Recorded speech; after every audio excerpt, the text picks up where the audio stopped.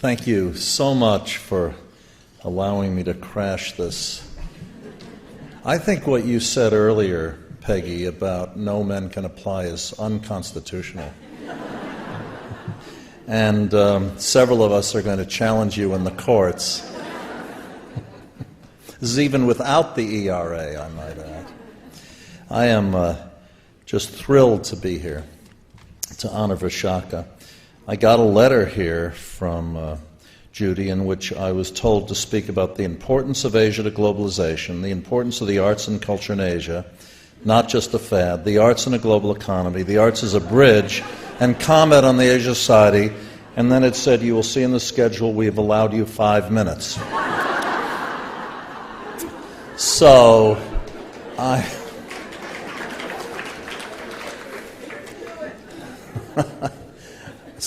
I'm going to skip all the others and just talk a little bit about my friend Vishaka and about Asia Society. I was talking earlier about how Vishaka got this job. She is the 5th president of Asia Society since John D. Rockefeller III founded in 1956. And I became the chairman in, 2003, right? Two. Thank you for that correction. There you have our relationship in a nutshell. And her predecessor, Nick Platt, of course her predecessor was her husband, but that had nothing to do with the selection, I want to assure you. And he's here with us today, Bob Oxman. Nick Platt really wanted Vishaka to be his successor, but I hardly knew Vishaka. And I said, and Nick and I had been friends and colleagues for 30 years. I said, Nick, just let's take a year or two to get to know the institution. Don't retire yet. And then the board said we have to have a selection process. And at that point, Vishaka withdrew as a candidate. Said, he's out of this thing. And so we wasted a ton of money with a search committee, came up with 200 names, all of which we knew were either unavailable or unqualified, narrowed it down to 2 finalists, both of whom we told we could not even consider unless they could get along with Vishaka. And so I called up Vishaka. I said, which of these 2 guys would you rather work with? And she said, either one. It doesn't matter to me. And I said, something in her voice, I said, now, Vishaka, are you going to guarantee me you'll stay if we pick these guys? There's a long pause. And I knew that every other cultural institution from here to Los Angeles was going to go after Vishaka, and we'd probably lose her. And I said, now, Vishaka, are you saying you're willing to reconsider your non-availability? There was an even longer pause. And I said, I'm going to take that as a yes. So I called up the head of the search committee. I said, we've got a candidate. We've wasted a lot of money and a lot of time.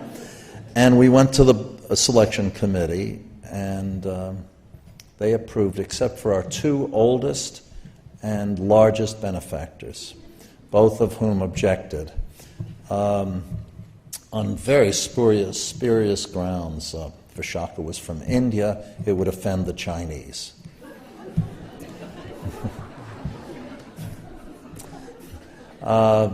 She was a cultural person. This was also a policy institution.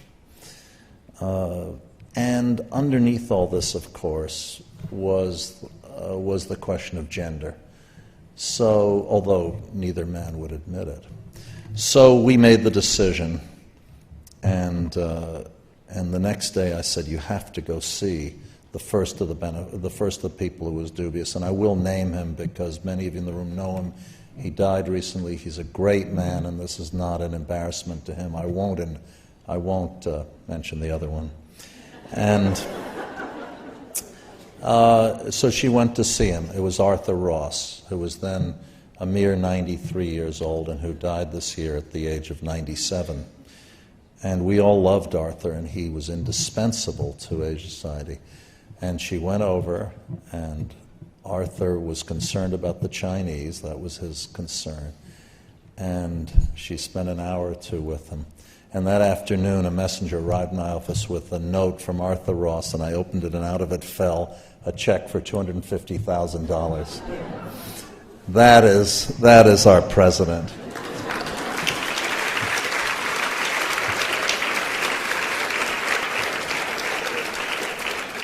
Emily, you see if you can do that in the fundraising area.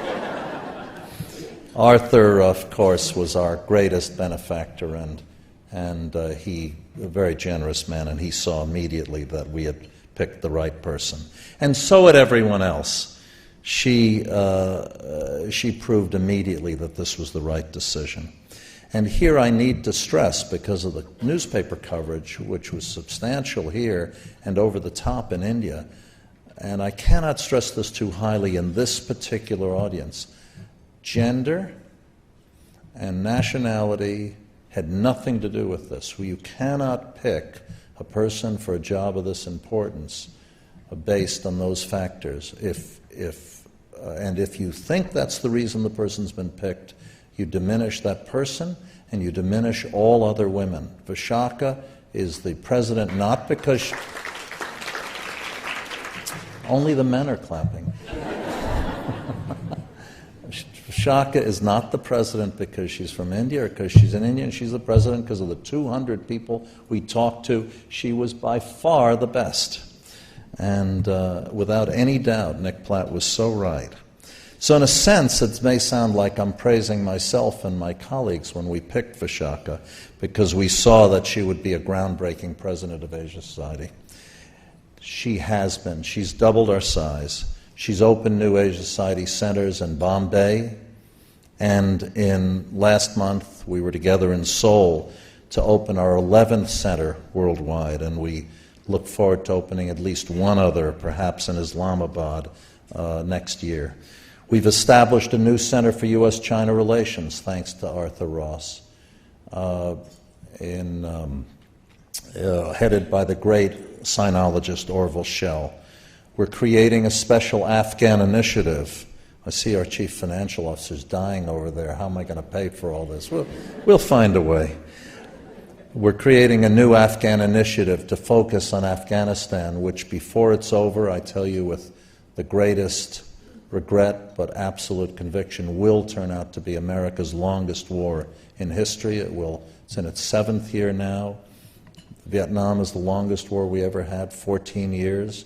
This war will go on longer, and Asia Society is already making itself the center of that discussion. And if you're interested in Afghanistan or China or any of these other things, please get on our website and join us. We will continue to play a central role in the exploding contemporary art scene, which we just heard some very eloquent discussion of, under the leadership of Vishaka's successor as our museum director, the brilliant, talented Melissa Chu. And underlying all this is the philosophy of our institution, which does 3 basic things: culture, policy, and education. Other institutions like CSIS and the Council of Foreign Relations and Brookings just do policy. Are we a cultural institution? Are we a museum? Are we a policy group? Are we a think tank? We start from the premise that culture is the undergirding factor in foreign relations. There's a reason we have closer relations with, let's say, Australia than we do with some other country with a different cultural history. Culture undergirds it, and so we try to break down the barriers. And in that sense, Vishaka was the dream candidate, although some people thought her experience was only in the arts. In fact, she'd majored in political science with a little detour as an Indian classical dancer. She brought, and she will demonstrate that in a moment. If you think I'm kidding, watch her hands as she talks. Right, Bob? You agree? She brings incredible intelligence, great energy, great leadership skills, an enormous range of knowledge in both the arts and policy. This is a very rare combination. It's a great honor for me to work with her. It's exciting to work together to grow our institution and to try to help bridge the distance between here and the countries of the Pacific and Asia. And remember, Asia Society defines our area as everything from Iran, and including Iran, all the way east into the Pacific Islands. So it's 2/3 of the world's population. It includes Central Asia. We'll be, in less than a month, we're going to be in Astana, the capital of Kazakhstan, at a big business conference. It's an enormous area, and it's the area of greatest growth in the world. And it's exciting the way she is growing the institution. It's a joy to be her friend and to watch her run this institution. And I tell you with absolute conviction, the best is yet to come. Congratulations, Vishaka.